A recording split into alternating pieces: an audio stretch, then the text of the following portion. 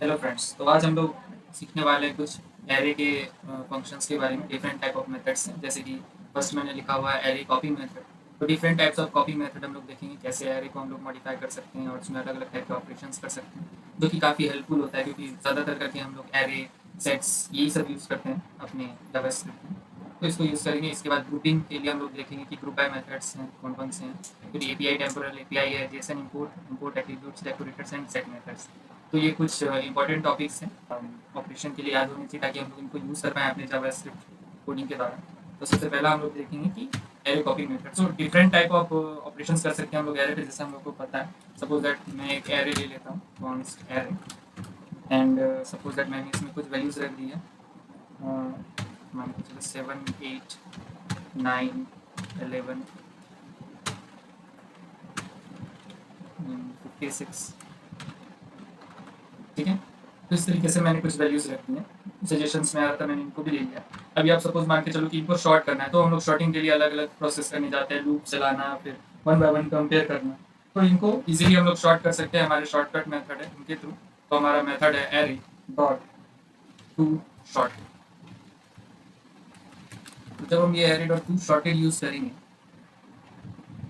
तो ये automatically shorted हो जाएगा। सपोज दैट मैंने इसको एक वेरिएबल के अंदर रख लिया।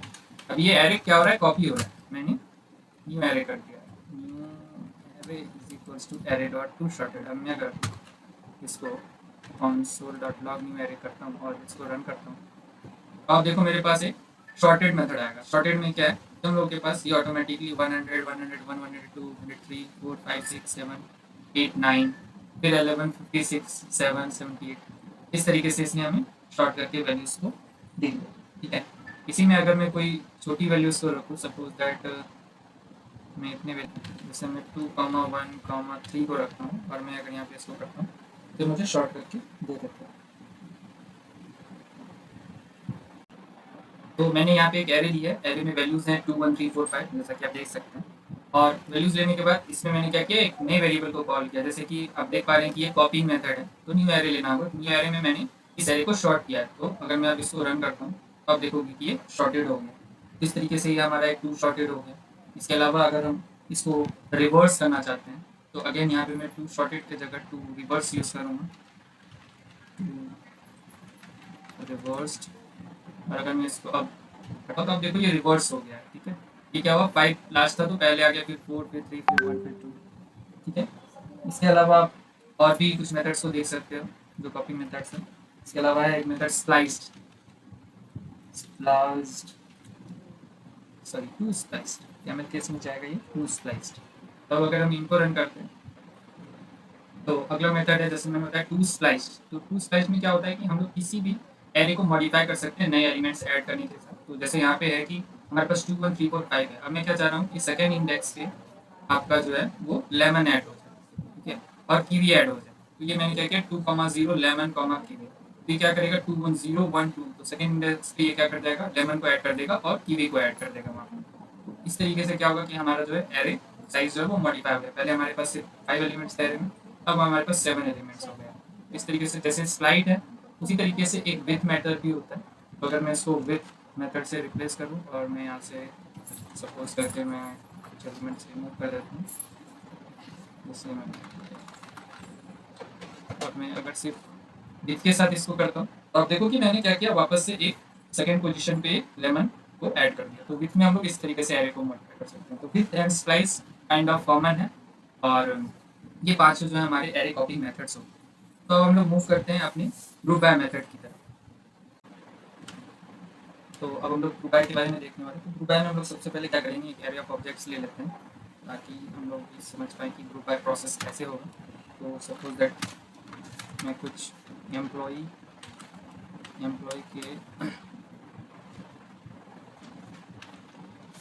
एरे ऑफ ऑब्जेक्ट्स को लेता हूँ। तो इसमें क्या करेंगे, हम लोग पहला ऑब्जेक्ट लेते हैं, सपोज दैट नेम है, नेम है जॉन, ओके, ठीक है। इसमें जॉन में हम लोग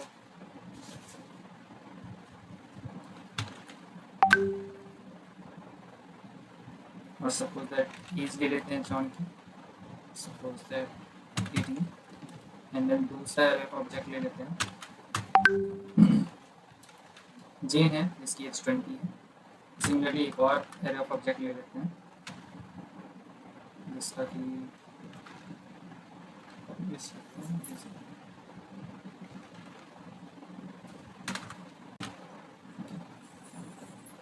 ले लेता हूँ जीन, और इसकी भी इसमें पकड़ लेता हूँ 21। ठीक है। अब सपोज दैट हमारे पास ये 3 एरे ऑफ ऑब्जेक्ट्स हैं और हमें इन्हें ग्रुप बाय करना है। तो ग्रुप बाय करने के लिए सिंपली हमें करना क्या कि हम तो बेसिकली जैसे ही हम इसको ग्रुप बाय फंक्शन यहाँ पे कॉल करेंगे, सपोज दैट मैंने ग्रुप को एक वेरिएबल ले लिया और मैं एम्प्लॉय डॉट ग्रुप बाय करता हूँ एज के हिसाब से। ठीक है। तो इससे होगा क्या, हमारा जो आउटपुट है वो बेसिकली एज के हिसाब से हो जाएगा। सपोज दैट कि मेरे पास मल्टीपल एंट्रीज हैं 20 एज की। ठीक है। सपोज दैट 20 की एज की कैटेगरी में मल्टीपल एंट्रीज है, मान के चलते हैं 3 एंट्रीज है। 21 में भी 2 एंट्रीज है। मान के चले इसका नाम है ज्ञान और इसका नाम है भंडारी।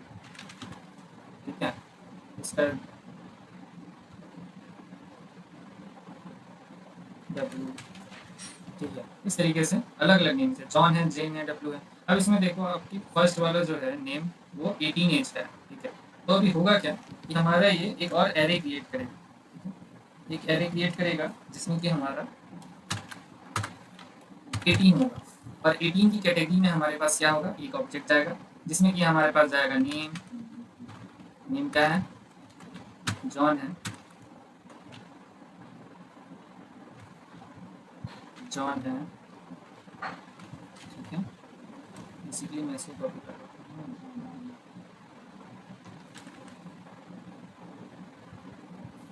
ठीक है। अब इसके बाद हमारा क्या है, हमारा इसके बाद 2 है 20 में 3 वैल्यूज, तो 20 का ग्रुप बाय होगा और यहाँ पे ये जो तीनों वैल्यूज हैं 20 की, ये तीनों इसके साथ ऐड हो जाएगी यहाँ पे। ठीक है। इस तरीके से 3 वैल्यूज हमारे पास आ गई जो 20 की थी। और उसके बाद फिर उसी तरीके से अगला क्या है, 21 है, तो 21 का एक अपना ग्रुप बनेगा और 21 में फिर ये अगली 2 वैल्यूज जो है वो आ जाएंगी। तो इसी तरीके से बेसिकली हम लोग क्या करेंगे कि अलग अलग हम लोग ग्रुपिंग कर सकते हैं। अब सपोज दैट कि हमने ये तो एक एज के हिसाब से एक ग्रुपिंग कर दिया। इसके बाद अगर आप लोग ये चाहते हैं कि स्ट्रिंग के हिसाब से करें, सपोज दैट मैंने डेजिग्नेशन ले लिया यहाँ पे कि डेजिग्नेशन जो है वो एक सेल्स में है और दूसरा दूसरा भी सेल्स में, तीसरा जो है हमने सपोज दैट डेटा डेवलपमेंट में, चौथा हमारा सपोज दैट एचआर डिपार्टमेंट से, तो उस केस में वो उसके हिसाब से भी ग्रुप बाय हो जाएगा।